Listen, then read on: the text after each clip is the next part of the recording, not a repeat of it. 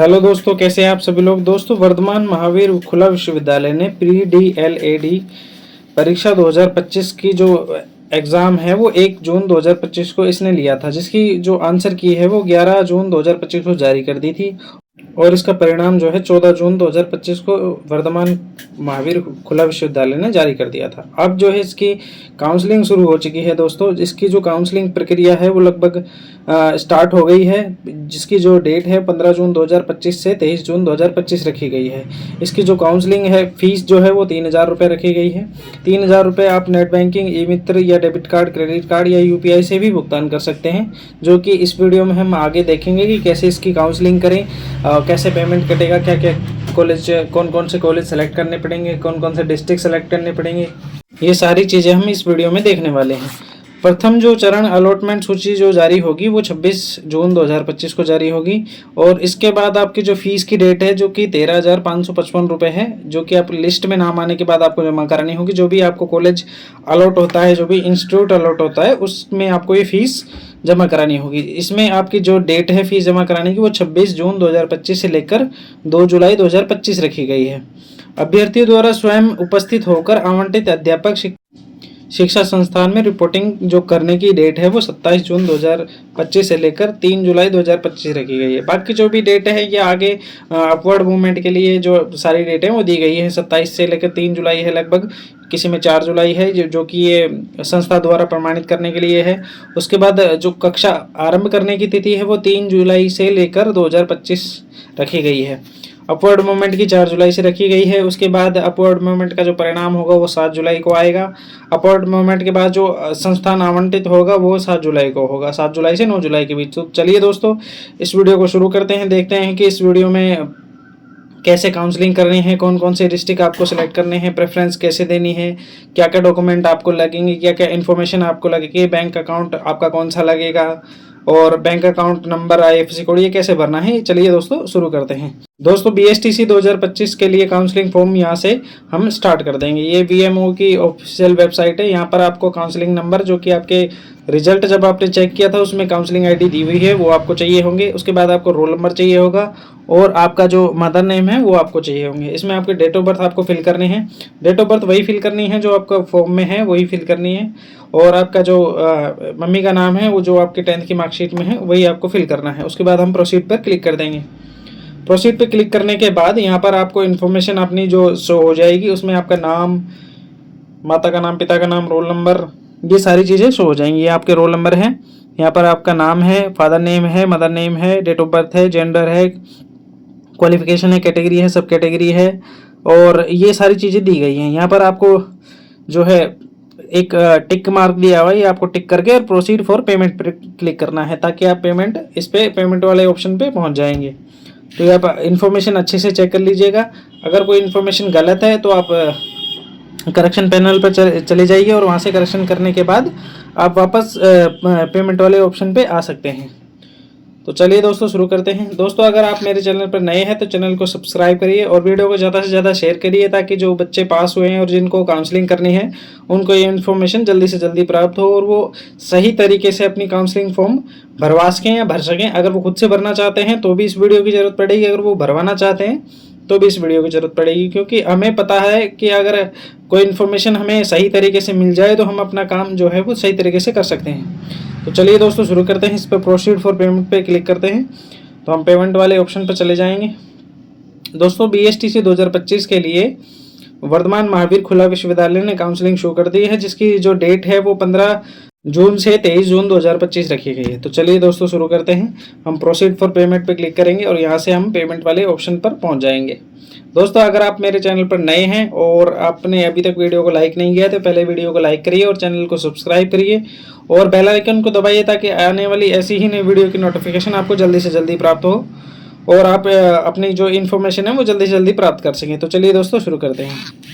यहाँ से आपने प्रोसीड फॉर पेमेंट पे क्लिक किया और आप पेमेंट के ऑप्शन पर आ गए हैं। यहाँ से आपको सारे ऑप्शन दिए हैं, डेबिट, क्रेडिट, UPI और इंटरनेट बैंकिंग। तो हम UPI पर सेलेक्ट करेंगे और UPI से इसका पेमेंट करेंगे। UPI पे करने के बाद आपको QR कोड शो होगा और UPI ऐप भी शो होंगे, तो आप UPI ऐप के थ्रू भी कर सकते हैं और QR कोड के थ्रू भी इसकी पेमेंट कर सकते हैं। तो हम जो है इसकी पेमेंट QR कोड के थ्रू करेंगे। तो देखते हैं दोस्तों इसकी जो पेमेंट है वो हम QR कोड के थ्रू इसकी पेमेंट करेंगे। तो दोस्तों अगर आप मेरे चैनल पर नए हैं तो चैनल को सब्सक्राइब करिए और वीडियो को ज़्यादा से ज़्यादा शेयर करिए, ताकि सभी दोस्तों को पता लगे कि BSTC 2025 के लिए काउंसलिंग फॉर्म जो है वो स्टार्ट हो गए हैं और इसकी जो डेट है वो 15 जून 2025 से लेकर 23 जून 2025 रखी गई है। इसकी जो फीस रखी गई है वो 3000 रखी गई है, जो कि आप internet banking, debit card, credit card, UPI payment से UPI ऐप के थ्रू इसकी पेमेंट कर सकते हैं। तो हम इसकी जो पेमेंट है वो UPI ऐप के थ्रू करने जा रहे हैं। और अब UPI ऐप के थ्रू भी आप UPI ऐप से भी कर सकते हैं और उसके QR कोड को भी स्कैन करके आप इसकी पेमेंट कर सकते हैं। तो चलिए दोस्तों इसकी जो पेमेंट हमने यहाँ पर UPI QR कोड स्कैन करके इसकी जो पेमेंट है हमने कर दी है। देख सकते हैं आप दोस्तों, ये इसकी पेमेंट जो है सक्सेसफुल हो गई है। 1 से 2 सेकंड के बाद आप डायरेक्ट उस पेज पर वापस लॉगिन कर जाएंगे, जहाँ से इसकी इन्फॉर्मेशन आपको शो हो जाएगी, जहाँ से आपका transaction number, counselling ID, payment ID और कैटेगरी और आपका नाम, date of birth, roll number, ये सारी चीज़ें शो हो जाएंगी। यहाँ से आपको बैंक डिटेल भरनी है। बैंक जो है, बैंक खाता जो है आपका खुद का होना चाहिए, माता पिता या भाई बहन का इसमें कोई अकाउंट नहीं लगेगा। बैंक अकाउंट आपका खुद का होना चाहिए। यहाँ से आप बैंक का नाम भरेंगे, खुद का नाम भरेंगे, बैंक अकाउंट नंबर भरेंगे, IFSC कोड भरेंगे और आगे हो जाएंगे। यहाँ से आपको डिस्ट्रिक्ट सेलेक्ट करने हैं। जो भी डिस्ट्रिक्ट आप प्रेफरेंस देंगे उसी डिस्ट्रिक्ट के कॉलेज आपको शो होंगे, उसी डिस्ट्रिक्ट के कॉलेज आप फिल कर सकते हैं, जो भी आप कॉलेज फिल करना चाहते हैं।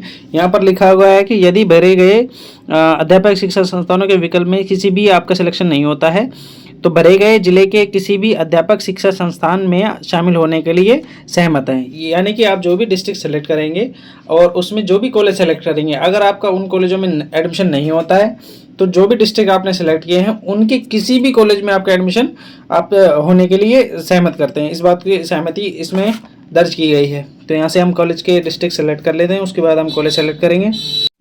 यहाँ से हमने इसके डिस्ट्रिक्ट जो है वो सिलेक्ट कर लिए। मैंने जो है इसमें 4 डिस्ट्रिक्ट सेलेक्ट किए हैं।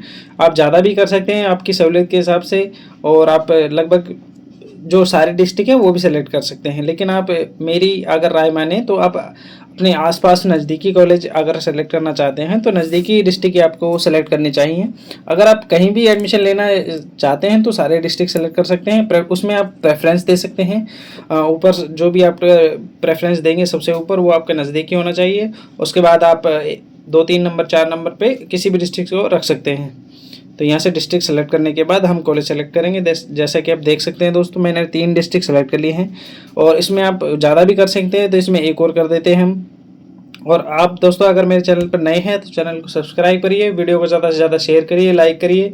वीडियो को ज़्यादा से ज़्यादा शेयर करने का फ़ायदा है कि जो भी और दोस्त हैं जिनको काउंसलिंग करानी है या वो असमंजस में है कि कैसे कराएं, कैसे होगा, कितनी फ़ीस लगेगी, क्या क्या कॉलेज कौन कौन से सेलेक्ट करने हैं, क्या क्या डॉक्यूमेंट लगेंगे, ये सारी चीज़ें इस वीडियो में मैंने बताई है।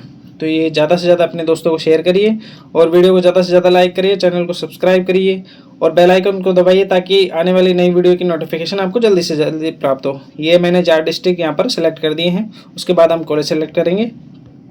तो चलिए दोस्तों इसके जो कॉलेज हैं वो सामने सेलेक्ट कर लिए हैं।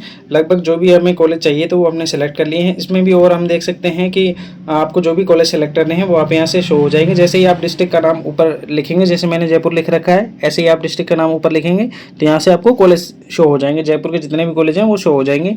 आप उसमें से सेलेक्ट करके और यहाँ से टिक करके इसको सेलेक्ट कर सकते हैं। यहाँ पर आप एजुकेशन टाइप से भी सिलेक्ट कर सकते हैं और कैटेगरी से भी सिलेक्ट कर सकते हैं, जैसे मेल, फीमेल, कोएड, वुमेन, महिला, ऐसे आप सेलेक्ट कर सकते हैं। तो हमने यहाँ लगभग 20 से 25 कॉलेज सेलेक्ट कर लिए हैं। और मेरे हिसाब से अगर आपके नंबर ठीक ठाक है, 400 प्लस है या 420-30 प्लस है, तो आपको लगभग इतने कॉलेज ठीक है सेलेक्ट कर लेनी चाहिए। उसमें आपको प्रेफरेंस जो देनी है वो आपको सबसे पहले डाइट की प्रेफरेंस देनी है। जो आपने कॉलेज सेलेक्ट किए हैं उनमें आप डाइट की प्रेफरेंस दीजिए। यानी कि आपको पहले, दूसरे, तीसरे, चौथे नंबर पर, यानी कि आप 4 अगर डिस्ट्रिक्ट सेलेक्ट करते हैं तो पहले, दूसरे, तीसरे, चौथे नंबर पर उनकी डाइट रखिए। उसके बाद अपने नज़दीकी कॉलेज सेलेक्ट करिए। अगर आप फीमेल हैं तो फीमेल में आप अपने नज़दीकी कॉलेज में, अगर महिला कॉलेज है तो सबसे पहले आप महिला कॉलेज सेलेक्ट कीजिए। उसके बाद कोएड सेलेक्ट कीजिए। तो सबसे पहले आपको डिस्ट्रिक्ट की प्रेफरेंस देनी है। डिस्ट्रिक्ट की प्रेफरेंस देने के बाद आपको कॉलेज सेलेक्ट करना है। कॉलेज सेलेक्ट करने के बाद आपको जो प्रेफरेंस देनी है वो सबसे पहले डाइट को देनी है। डाइट के देने के बाद अगर आप फीमेल कैंडिडेट हैं तो आपको वुमेन कॉलेज सेलेक्ट करना है, महिला कॉलेज सेलेक्ट करना है। उसके बाद आपको कोएड कॉलेज सेलेक्ट करना है।